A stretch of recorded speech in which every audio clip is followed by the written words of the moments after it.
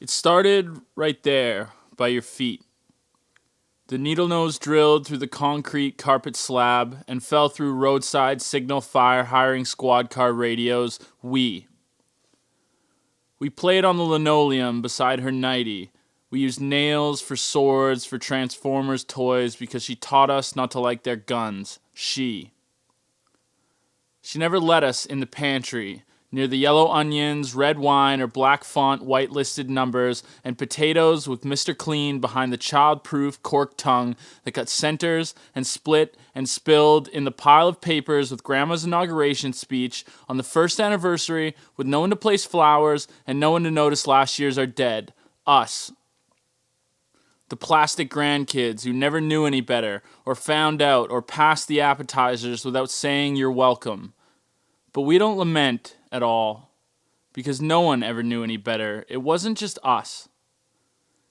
And when the dyed hair podium suit spoke the first metaphor, we knew it was not what she said, but we understood better what it was.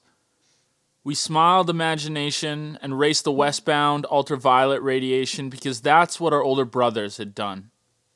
They beat the Super Nintendo levels for us and went to college before they found the time to answer the whys or before we asked them to. And being deaf and blind was a small price to pay for sitting too close and listening too loud. We rode after-dinner Tonkas down the fall driveway to the drawn river walls while Way for the Going and the matriarchal gravel pit foghorn rode the breeze, hands-free, to bring us into soggy marshmallows and help trick back our temperature. She only taught us to feel guilty because that was her job since our 0th birthday, and she did it like she already knew how. And whenever she held the cutting board flat, her knuckles didn't tremble once. Water, 35 liters. Carbon, 20 kilograms. Ammonia, 4 liters. Lime, 1.5 kilograms. Phosphorus, 800 grams. Salt, 250 grams. Saltpeter, 100 grams. Sulfur, 80 grams. Fluorine, 7.5. Iron, 5. Silicon, 3 grams. And trace amounts of 15 other elements. What's that? It's all the ingredients of the average adult human body, down to the last specks of protein in your eyelashes. And even though science has given us the entire physical breakdown, there's never been a successful attempt at bringing a human to life. There's still something missing, something scientists haven't been able to find in centuries of research. So what makes you think that hackjob priest with his parlor tricks is going to be able to? And in case you're wondering, all those ingredients can be bought on a child's allowance. Humans can be built on the cheap. There's no magic to it. As a child, I was blaring headphone daydreams. I was SportsCenter on mute, humming gang vocals in the background. My mother would throw the good book at him. Us. Be kind, don't steal, insert moral generalization here. I mean, could you imagine growing up in PEI when Prohibition started and to have lived and grown most of your life believing alcohol was a corrupt, illegal substance? Of course you could. You had a Pavel Bure rookie when you were 6 and it made you king. I say I have the time in muttered, barely English. It was all the new batteries, the old batteries, the dead batteries, flashlight entrails, acid graveyards, and rent. Rent and phone bills. Those and choosing between cigarettes and craft dinner is what taught me to apologize. And whether Big Bang or 7 Days, Mom was right. It's not just be kind. It's delightfully surprised wrinkles walking through a door opened by tattoos and piercings. It's living through the empty stomach, empty cup holder, gaslight, no belt, yellow teeth mornings, merging into traffic, and a wave and a smile let you in. I say fuck all you people hating on Mondays. Mondays are mixing paint, a fresh notebook. Mondays are wet cement. So tomorrow, before you bleed your fingernails between smoke breaks, find the starch courage buried under pillow where you left your teeth and get out of bed.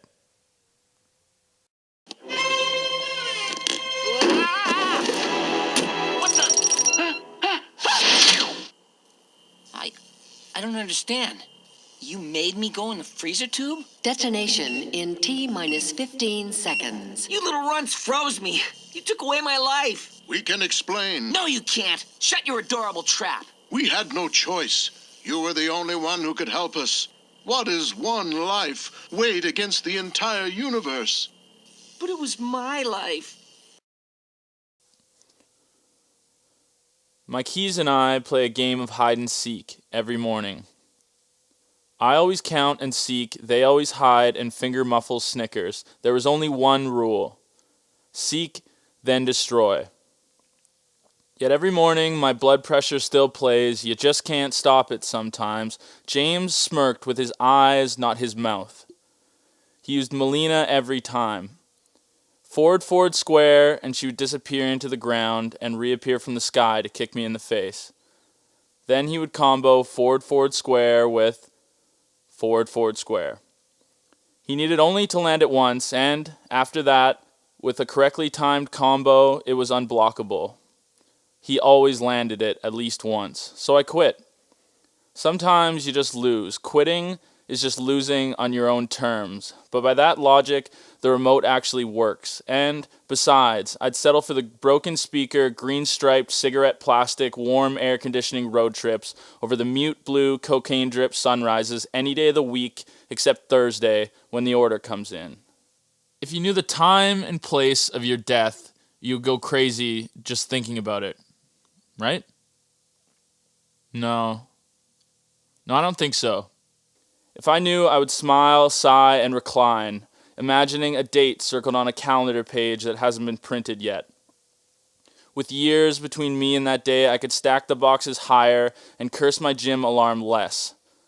With months left, I could knock on not wooden doors and burden couches of tired friends, of old family, of no relation. With minutes, I could sit under cooked dust Christmas lights, let an Export A Gold go out black between index and middle with no guilt, and watch clock hands which, by the way, don't know a thing is wrong. Unaware, they laugh and chase each other around. The big hair and the little tortoise and the fake gold gripping the sweat-stained and preserved plastic wood of a generation who never learned to use shoehorns. They are more than ready to be filed away with the rest just because there wasn't a warning label. At least if I knew the fucking time and place, I could book the weekend off.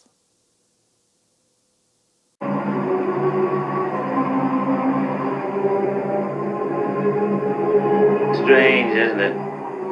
Each man's life touches so many other lives. When he isn't around, he leaves an awful hole, doesn't he? And then she said, I think I'll miss you most of all. Like I was the Scarecrow from the fucking Wizard of Oz. That's not what's really bothering me. I know it's the in pile, the moldy bread, and the mound of dirty socks. It's the unforgiving aggregate. I mean, I went to my first wedding and my first funeral in the same month, 19 days apart. I didn't go see the body. I wanted to. Face death, I told myself. Go, look, see what awaits you. Maybe you'll find a loophole, or maybe just a little piece to go along with the quiet. Instead, it's that old familiar climbing down the rock face without diving into the river feeling. Even then, I knew where to draw lines, but the laughter only a child coward hears still hurt. When I climbed up the rock face, I knew.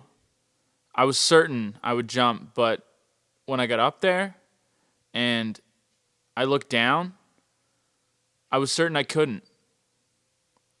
I should have learned a lesson about perspective that day, but I was 9, and instead I learned a lesson in not crying while climbing down a rock face. Truth is, I chickened out. The fear has always had a record above 500. Green Lantern is shaking his head in a parallel dimension. It's just the color yellow. It's stupid. It's sunflowers and bikini tops. It's banana peels, but it's there. It has lamplight arrivals, and it blares the silence so loud that the speakers still crackle every time you listen to Pantera. And when the curtains can't possibly hold off the light any longer, it's still right there with you. When I did construction, I would pass out almost instantly. Every night, as soon as I tuck my blanket under my feet, I still dream of those sleeps.